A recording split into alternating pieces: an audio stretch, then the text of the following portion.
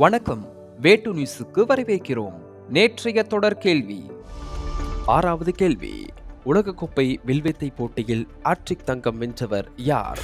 Option A Aditi Swami, option B Jyothi Surekha, option C பிரின்யாஷ், option D Parneet Kaur.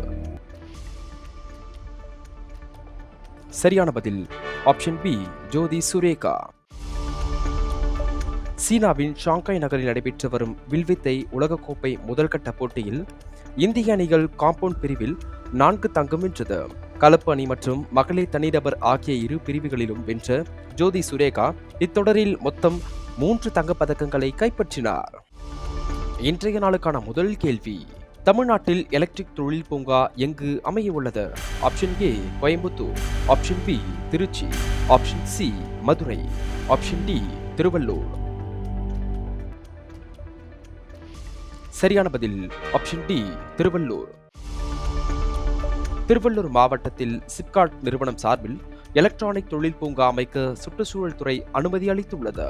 Manallur பூங்கா என பெயரிடப்பட்டுள்ள மின்னணு தயாரிப்பு தொகுப்பு பூங்கா 469 ஏக்கரில் 495 கோடி ரூபாய் மதிப்பீட்டில் அமைய உள்ளது. இரண்டாவது கேள்வி. எந்த ஐஐடி கடலில் கார்பன் டை ஆக்சைடு சேமிப்பதற்கு சாத்தியமான சேமிப்புகளை கண்டுபிடித்துள்ளது? Option A IIT Bombay, option B IIT Kanpur, option C IIT Madras, option D IIT Guwahati. சரியான பதில் ஆப்ஷன் சி ஐஐடி மெட்ராஸ். இந்திய பெருங்கடல் வங்காள விரிகுடாவில் 500 மீட்டர் ஆழத்தில் திட ஹைட்ரோ வடிவில் அதிக அளவில் கார்பன் டை ஆக்சைடு சேமிப்பு வைப்பதற்கு சாத்தியமான சேமிப்பகங்களை ஐஐடி மெட்ராஸ் ஆராய்ச்சியாளர்கள் கண்டறிந்துள்ளனர். மூன்றாவது கேள்வி. 2024 ஆண்டுக்கான பசுமை நோபல் விருது வென்ற இந்தியர் யார்? Option A Alok Shukla, option B Andrea Vitara, option C Marcel Gomes, option D சினேகுனு சுகுலு. சரியான பதில் ஆப்ஷன் ஏ அலோக் சுக்லா. சத்தீஸ்கரின் சுற்றுச்சூழல் ஆர்வலரான அலோக் சுக்லா பசுமை நோபல் எனப்படும் கோல்ட்மேன் சுற்றுச்சூழல் பரிசுக்கு தேர்ந்தெடுக்கப்பட்டுள்ளார். இவர் சத்தீஸ்கரின் அஸ்தியோ அரந்த் வனப்பகுதியில் நிலக்கரி சுரங்கங்கள் நிறுவப்படுவதை தடுத்து ஏறத்தாழ 4.45 லட்சம் ஏக்கர் காடுகளை மீட்டுள்ளார். நான்காவது கேள்வி.